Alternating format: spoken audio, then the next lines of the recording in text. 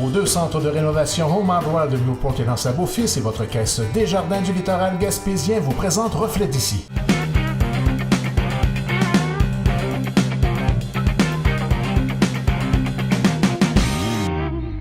Mesdames et messieurs, bonjour. Bienvenue à la section entrevue de votre émission Reflet d'ici. Aujourd'hui, je rencontre Michel Langelier, qui est intervenant psychosocial et aussi artiste, donc un curieux mélange. Alors bonjour, bienvenue au studio. Ça me fait plaisir d'être là, merci. Alors là, tout d'abord, intervenant psychosocial puis artiste, déjà là, ça pique la curiosité. Et vous préparez un spectacle conférence qui s'intitule Vrai. C'est bien ça? Exactement. Donc, spectacle, conférence, là aussi, il y a, on pourrait dire, deux réalités qui se côtoient. Ça va très bien, ça. On reviendra là-dessus. Donc, je suis déjà très, très intriguée. Tout d'abord, votre spectacle, conférence Vrai, que vous êtes en train de préparer, ça sort bientôt, ça? Oui, au mois d'avril, c'est ça, le 20 et le 21 avril. Et vous commencez votre tournée à Chandler? Oui, c'est ça. Pour le moment, on a 2 dates de booking. Et là, on met toute notre énergie à faire le meilleur show possible pour que la bonne nouvelle se répande par la suite et qu'on puisse, bien sûr, on a des expectatives d'aller plus loin, de franchir la Gaspésie et qui sait, peut-être au Québec. On a une vision avec ce spectacle-là. Donc, ce spectacle-là, ça parle de quoi? Est-ce que, en fait, ça parle de quoi? Ça ressemble à quoi pour qu'on sache à quoi s'attendre? D'accord. Bien, c'est, comme vous voyez, le titre vrai, hein? C'est on va se permettre d'aller voir un peu ce qui se cache derrière nos... On part de Facebook, dans le fond, hein? Sur Facebook, Okay. On affiche toutes nos belles photos de voyage, avec tous nos beaux souvenirs, tout ça. Je suis le premier à le faire. Fait que c'est un prétexte pour partir de là, pour se dire qu'on va aller peut-être voir derrière la façade ce qui se cache derrière l'être humain. Okay. Parce qu'on vit tout un petit peu des difficultés. Fait que c'est un spectacle où on va parler un petit peu des vraies affaires, je pourrais le dire comme ça, sans prétention. Tu sais, l'être humain, on est appelé à vivre plusieurs émotions, des situations où on doit s'adapter, plein de choses, des deuils, des pertes, des échecs, tout ça. Fait qu'on va tout aller visiter ça un petit peu. Okay. Puis le but aussi, c'est que les gens repartent aussi avec des questionnements pour les amener un petit peu plus loin. Voilà, c'est sans prétention. Puis bien sûr que l'intervenant va vient un peu appuyer tout ça. On va se permettre d'informer, de faire des petits enseignements, mais tout ça dans un enrobage de spectacle. C'est là où la différence, car moi, j'ai un parcours d'artiste de 25 ans. Moi, je suis parti ici à l'âge de 16 ans, étudiant en théâtre. De là, je suis allé en danse, tout ça. Fait que j'ai été danseur professionnel pendant plus de 20 ans. Fait que chorégraphe, producteur de spectacle, etc. Fait que, dans le fond, je vais un petit peu plus vite que tes questions, de vos questions, bon, mais c'est pas grave. Fait que finalement, c'est que la vie m'a ramené ici en 2004.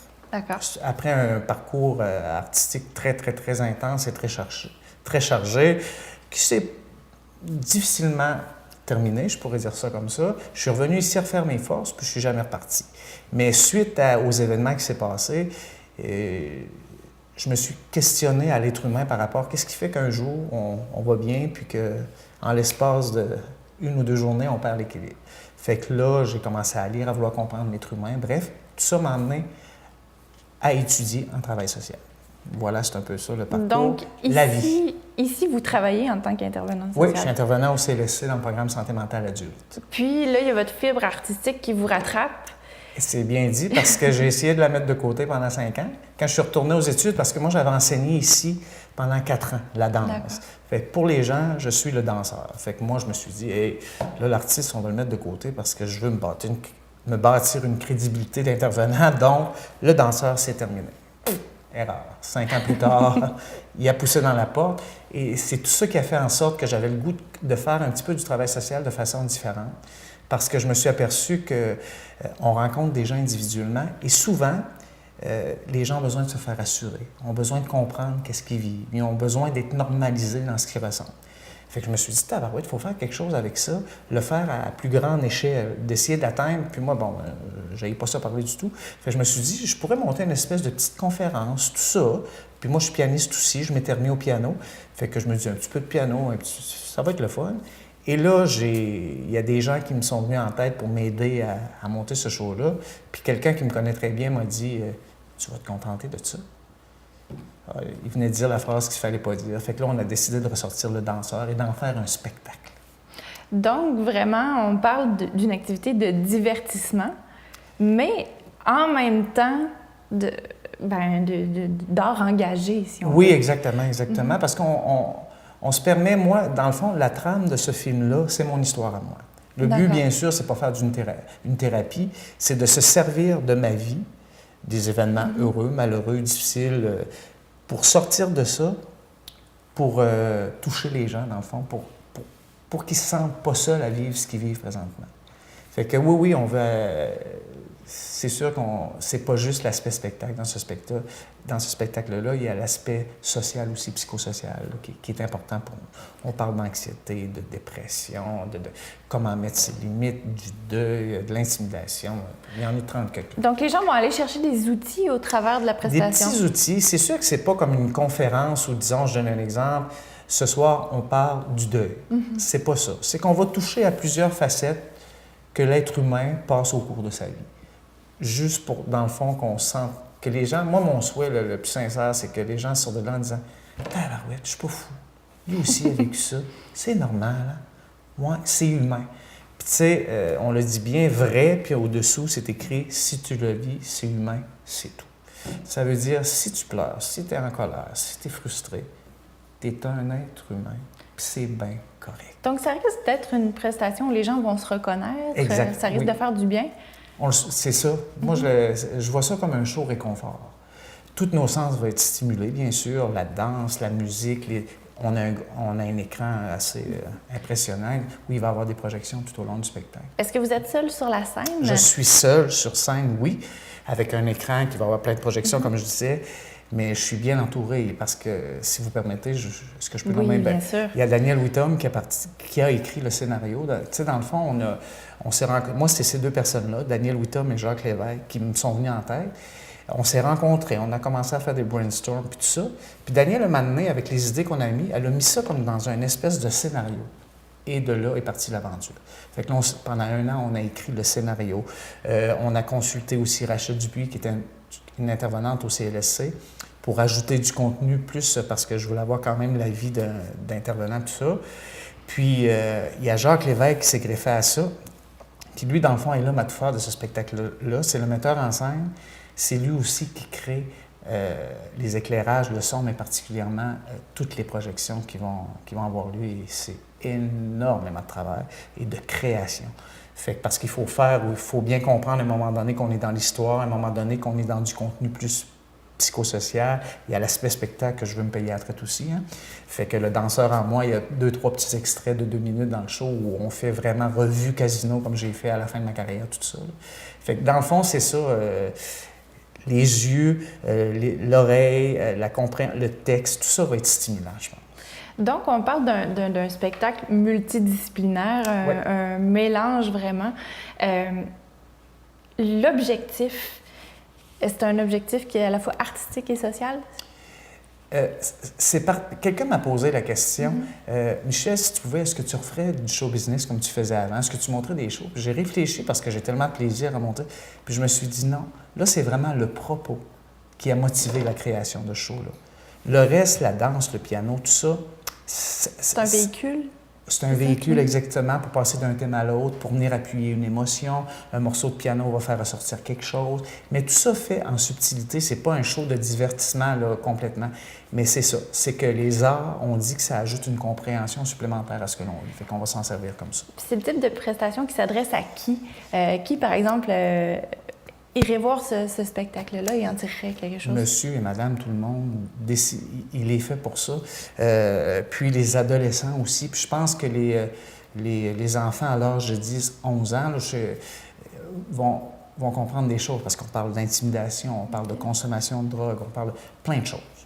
Donc vraiment, c'est un spectacle unique en son genre, on ne peut pas le qualifier. Exact. Ben oui, puis c'est à force de passer des petites entrevues, j'essaie de trouver la forme. Puis c'est exactement, il est difficile à qualifier. Puis on a fait des recherches, puis on croit être les seuls qui fait ça. Fait que c'est le fun. Fait qu'on est content de ça. Fait que oui. Est-ce que vous le voyez un peu comme une mission en même temps? Complètement. Pour moi, c'est sans me prétendre missionnaire, parce que pour moi, ce show-là, c'est bien important je ne possède pas la vérité et je ne serai pas là pour vous dire, moi, je vais vous dire comment faire les choses, car j'ai vécu et je suis intervenant. Mais vraiment pas. C'est pas ça, c'est pas une approche culpabilisante, tout ça. Puis c'est pas une approche gourou non plus. Pas du tout, exactement. Mais moi, c'est comme si, j'ai 51 ans, c'est comme si ce spectacle-là, c'est un peu mon... on dit donner, on va parler aussi beaucoup de donner un sens aux événements. Pour moi, c'est mon donner un sens, ce show-là. C'est ma vie au complet avec de bons et de moins bons que là, je veux offrir aux gens.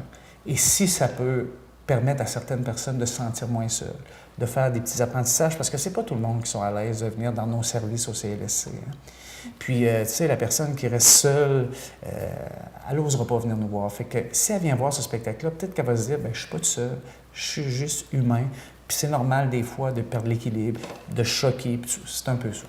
Briser l'isolement, réconforter les gens, dédramatiser et surtout de normaliser les émotions et les sentiments. Donc, assurément, ça peut toucher l'ensemble de la population. Tout le monde va être interpellé par un ou deux sujets. Là.